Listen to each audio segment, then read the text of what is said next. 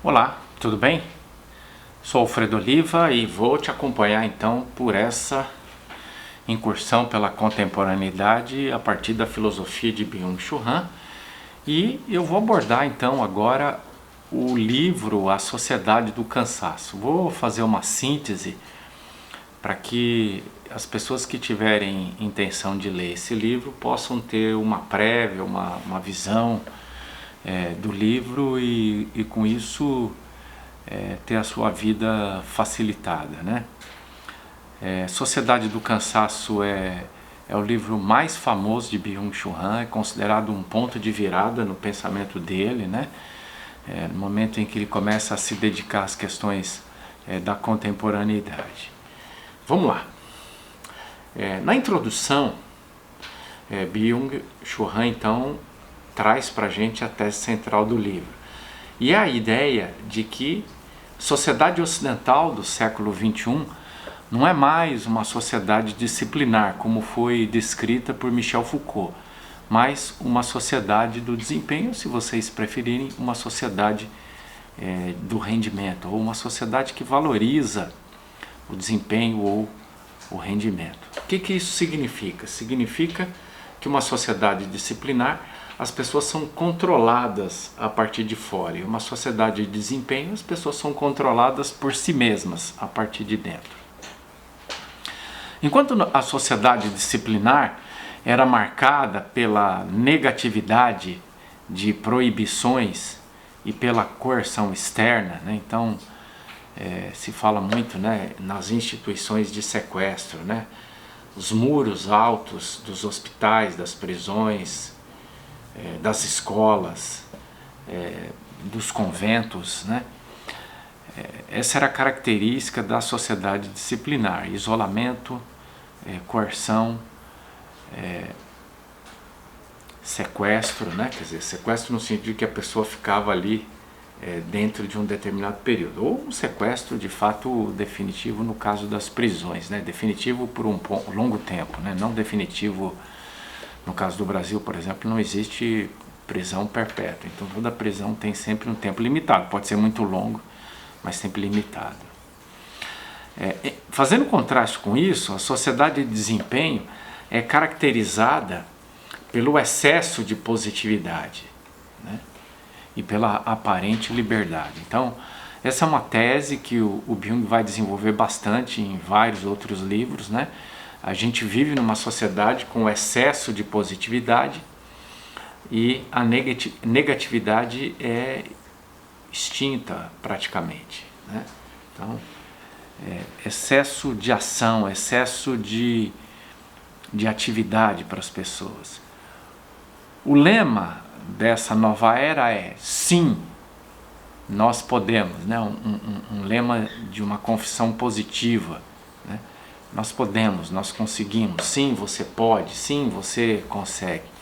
Uma injunção à iniciativa e à performance, que, por incrível que pareça, né, paradoxalmente, gera novas formas de coação. Quer dizer, a coação não vem de fora, a coação está dentro do sujeito. Bom, aí a gente vai então para o primeiro capítulo, que tem como título Violência Neuronal.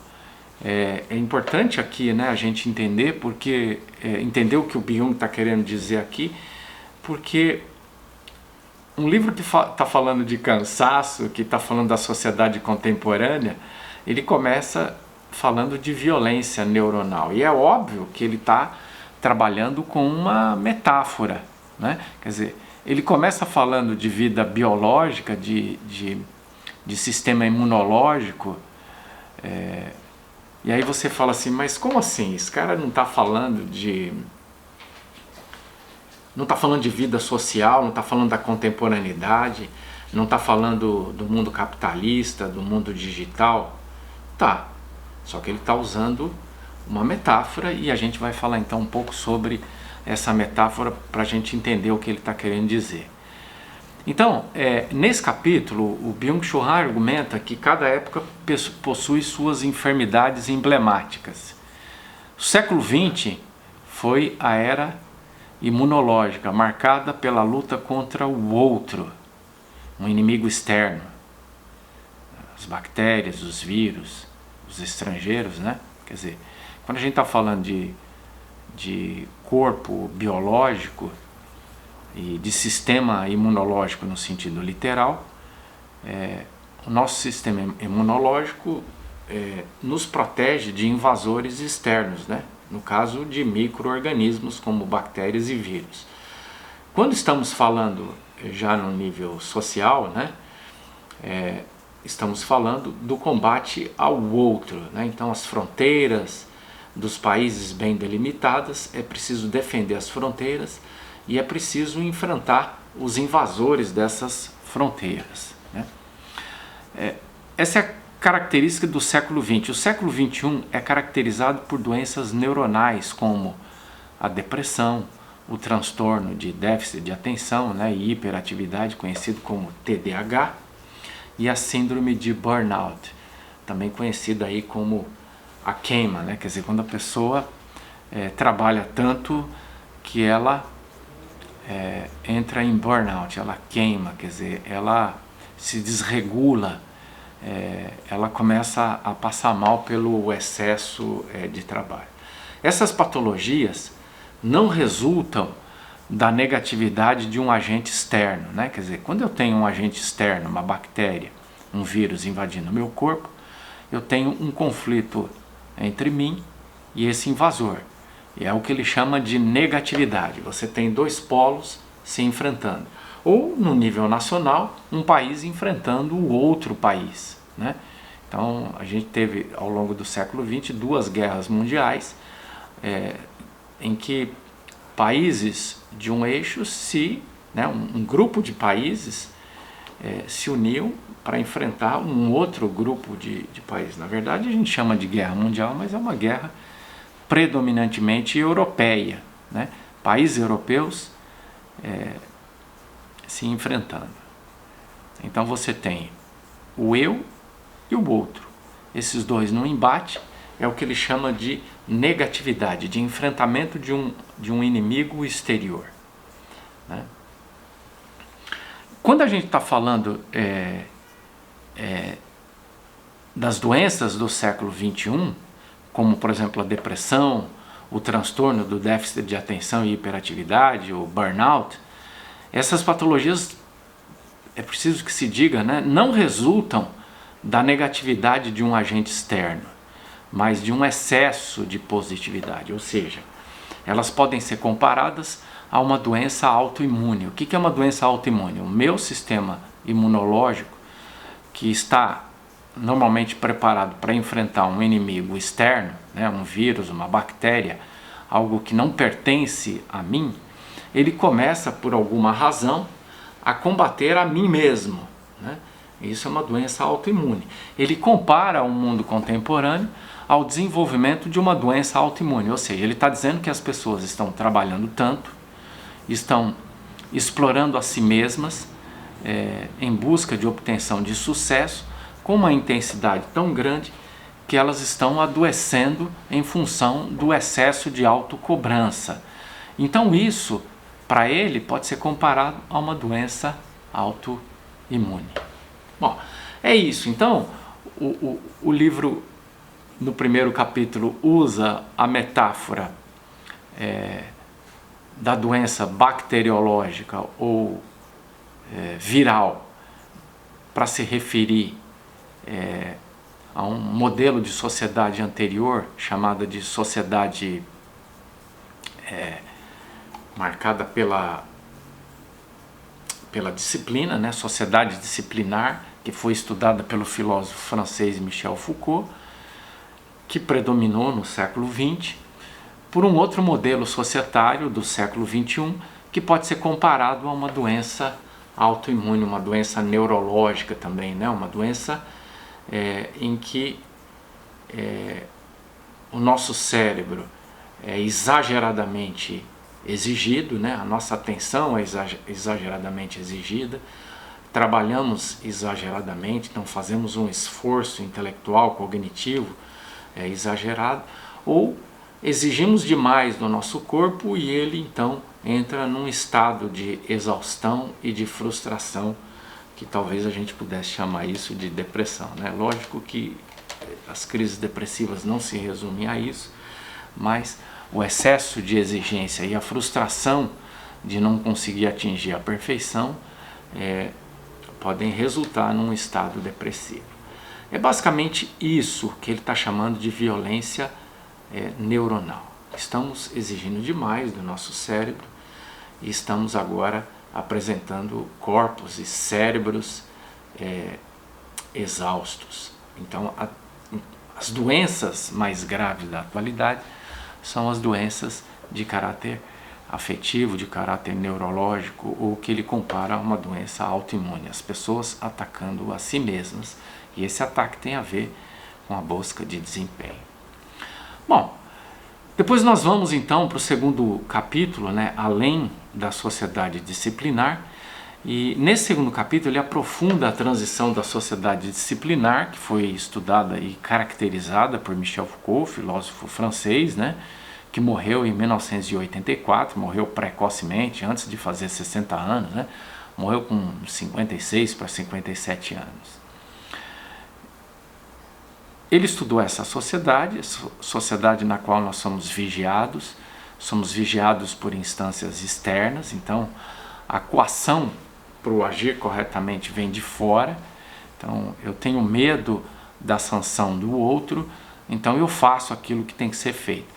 O que ele diz é que agora, na atualidade, estamos além da sociedade disciplinar, entramos no que ele chama de sociedade do desempenho.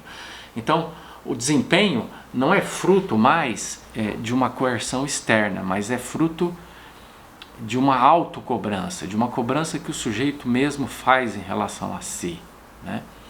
E é por isso que esse tipo de sociedade gera tanto adoecimento. A sociedade disciplinar, com suas instituições de confinamento, por exemplo, as fábricas, os quartéis, os asilos, né? Então as pessoas iam para esses locais e ficavam lá confinadas, né? Inclusive nas fábricas. O trabalhador ou trabalhadora passava o dia inteiro na fábrica, né? Os quartéis, os asilos, ou as instituições asilares, né? Os hospitais e também as escolas. Ela produzia loucos e delinquentes. Quem eram os loucos e os delinquentes? Aqueles que não se enquadravam na norma. Então a existência desse tipo de instituição coagia os demais a se enquadrarem na norma. Já a sociedade de desempenho, composta por academias, né? Então a gente vai voluntariamente à academia, a gente não é sequestrado, a gente não é colocado lá, a gente não é internado, né? Eu frequento academia, eu vou quase todos os dias e vou voluntariamente, né? Shoppings, eu também gosto de passear nos shoppings e vou lá sempre voluntariamente. E prédios de escritórios gera deprimidos e fracassados, né? Então há uma cobrança alta por desempenho, uma autocobrança, e quando a gente não atinge o desempenho, nós nos sentimos deprimidos e fracassados, né? Quer dizer, eu não atingi, eu não fui bom o suficiente, né? E claro que existem as redes sociais para que as pessoas possam ficar se comparando com as demais, e como as pessoas postam o que elas bem entendem nas redes sociais, a gente tem um retrato público das pessoas sempre de sucesso. E é óbvio que se a gente não tiver o mínimo de maturidade, de bom senso, para poder avaliar que as redes sociais não espelham a realidade, mas espelham aquilo que as pessoas desejam mostrar de si, apenas isso. Então, se você, vamos dizer assim, a título meramente ilustratório, né? Se você tem 10 fracassos no dia e um sucesso, é óbvio que você não posta nenhum dos 10 fracassos, posta apenas o sucesso. E se você for ficar pautando a sua vida pelas redes sociais, você só vai ver o sucesso dos outros ilusoriamente e criar a ideia de que você é o único que fracassa, o que não é verdade. Todos nós fracassamos e o fracasso é iminente à condição humana. O sujeito da obediência da era anterior deu lugar ao sujeito de desempenho, que se vê como um empreendedor de si mesmo, né? Todo mundo é empresário na atualidade, né? Não existe mais empregado, né? Eu fico acompanhando o noticiário e você tem então criminosos contumazes, que não são mais chamados de criminosos, né? Pelo menos se eles forem pessoas brancas e ricas, eles vão continuar, mesmo depois que cometem crimes, vão continuar sendo chamados de empresários. Se ele for pobre ou uma pessoa preta, ele vai ser chamado de criminoso, como se a criminalidade já fizesse parte da sua essência. Esse novo sujeito não responde mais a um dever, mas a um poder, né? Quer dizer, a sociedade disciplinar coage para realizar um dever. A sociedade de desempenho convence de que você pode realizar. E quando você não pode, a responsabilidade é sua por não ter realizado uma potencialidade, porque afinal de contas você pode ou poderia ter feito. A coação não vem de fora, mas de dentro. E esse dentro se chama autoexigência de maximizar a sua própria performance. Bom, no terceiro capítulo, então, chamado Tédio Profundo, o autor analisa a perda de capacidade para o tédio, né? As pessoas não conseguem mais ficar desocupadas, né? O tédio, que fazia parte da vida de todo mundo, passa a ser um incômodo, um mal-estar. Na sociedade de desempenho, a hiperatividade e a superestimulação constantes nos tornam incapazes de nos entediarmos verdadeiramente, né? O tédio é o intervalo entre uma ação e outra. O tédio é necessário e fundamental, ou seria, ou deveria ser, mas não está mais sendo encarado dessa forma, né? As pessoas não se sentem mais no direito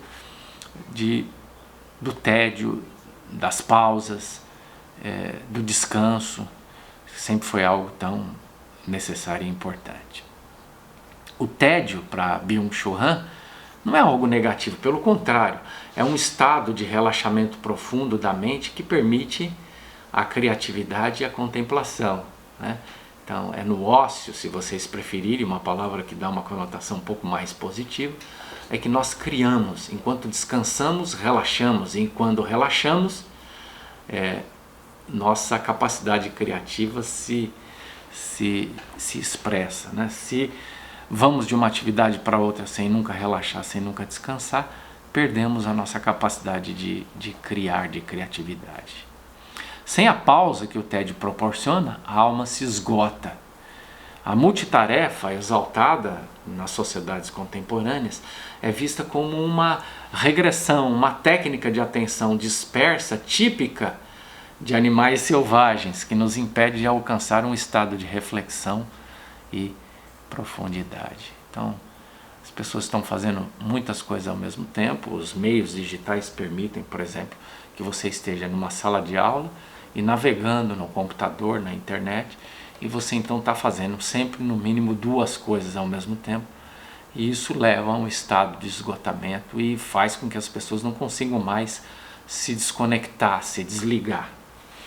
Quarto capítulo fala da vida ativa, né? Ou na expressão em latim, vita activa. Aqui nesse capítulo, Byung-Chul Han revisita o conceito de vida ativa, né, que está presente na filósofa alemã judia, né, Hannah Arendt, que se divide em trabalho, obra e ação, né? Tem um livro exatamente sobre cada uma dessas 3 atividades. Ele argumenta que na sociedade de desempenho, ou seja, na sociedade atual ou nas sociedades atuais, a ação, o agir político e inovador foi reduzido a mero trabalho, né? Talvez por isso é que a revolução, a contestação das injustiças se torne cada vez mais rara, né? Porque as pessoas agem única e exclusivamente para trabalhar, estão ocupadas demais tentando sobreviver, tentando atingir o mínimo necessário para que a sua vida, para que eles possam sobreviver, para que a sua vida possa ser mantida. Então, o sujeito de desempenho se torna um animal que trabalha e explora a si mesmo. O paradoxo é que essa autoexploração é vivenciada como liberdade, né? Você pode trabalhar onde você quer, mas na verdade você não tem trabalho, né? Você não pode escolher. Você acaba trabalhando com aquilo que aparece, porque as oportunidades de emprego são sempre raras. as oportunidades de trabalho são cada vez mais escassas. A gente tem um mercado de trabalho bem escasso, bem servido de pessoas, com excesso de trabalho, né? E aí então, nessa liberdade que o sujeito tem de fazer o que quer, ele acaba sendo persuadido a fazer o que dá para fazer, e ele então explora a si mesmo. Depois ele fala da pedagogia do ver, onde ele vai então começar a apresentar uma rota de fuga, né, que é a contemplação. E aqui a gente começa a se aproximar, por exemplo, do campo religioso. A gente sabe que existe uma longa tradição de cunho religioso falando sobre contemplação, contemplação da natureza, contemplação do ser de Deus. Aqui, claro, o Byung está falando da contemplação no sentido laico, mas nós estamos perdendo nossa capacidade de contemplação, né? É uma atividade superior, uma forma superior de atividade, a contemplação, que exige não fazer para que o mundo se revele em sua beleza e complexidade, né? Contemplar um jardim, contemplar uma árvore, uma flor e por aí vai. O 6º capítulo fala do caso Bartleby, né? Que é um personagem de um romance de Herman Melville. E é muito interessante porque ele é um funcionário, um burocrata, um escrivão que a tudo responde com eu prefiro não fazer, né?